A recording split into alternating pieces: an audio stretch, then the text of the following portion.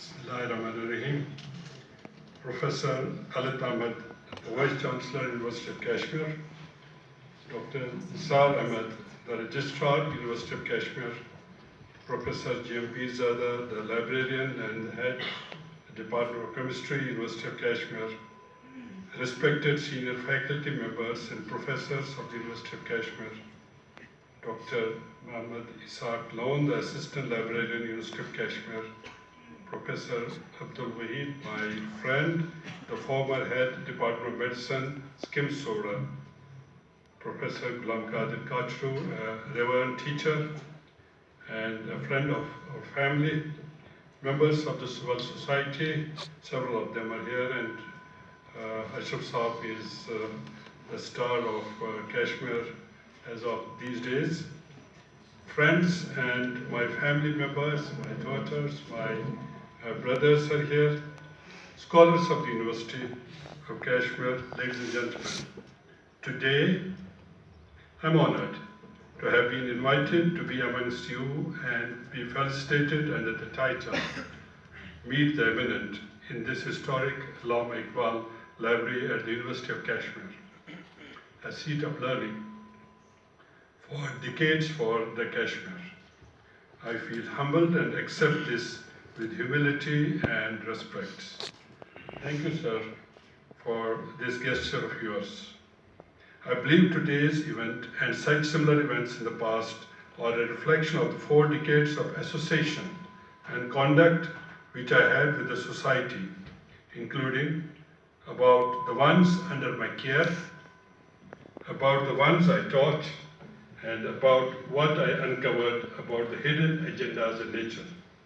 Today, I must mention that what I did in these decades and what I indulged in did not come to me as a matter of inheritance.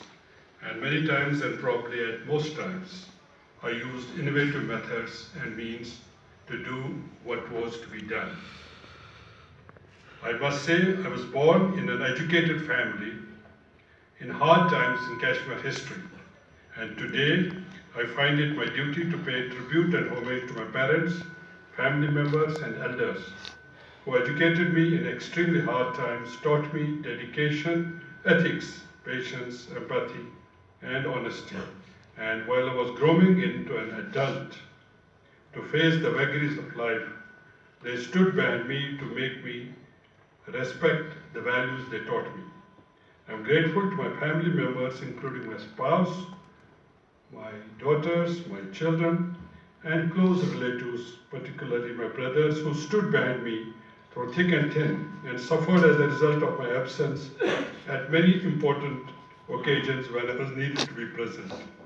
For without their ultimate support, I could not have conceived, worked, and walked on the hard path of patient care, teaching, and research in medicine and biology. To my teachers, I owe what I did. I have been lucky to have met,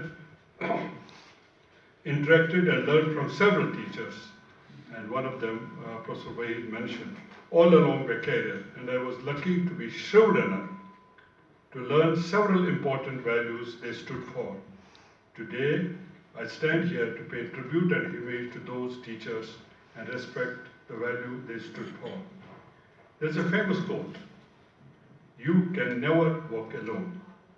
Over the years, I have met hundreds and thousands in the format of colleagues, friends, and most importantly, students. Today, I say thank you for being with me there at that time.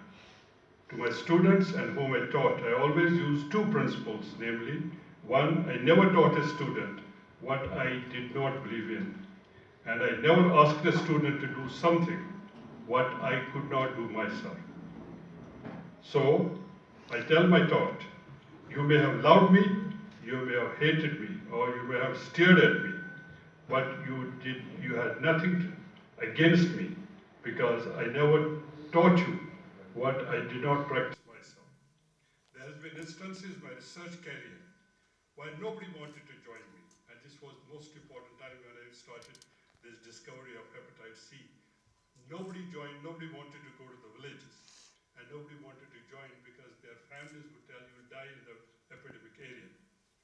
And so for those, I say thank you for not joining me, because I could do it alone.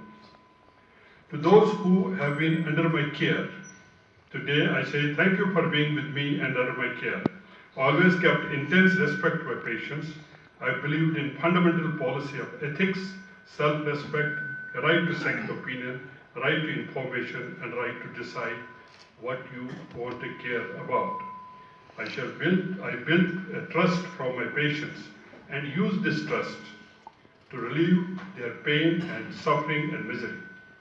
Lastly, I must say that for the last 4 decades, I have intense belief in one concept, that nature has kept many hidden and uncovered agendas in health and disease and science and biology. And to uncover them, we need hard work, we need dedication, and we need to stand on one's feet amongst the skeptics and get the support of those who love you and believe in you. Secondly, you need to spend days and days, nights, without and in absence of a family to feel and study the pain of those who suffer or to uncover the truth. In addition, you need to spend nights with pen and paper to pen down what you believe in and what you want to tell the world about what you believe in.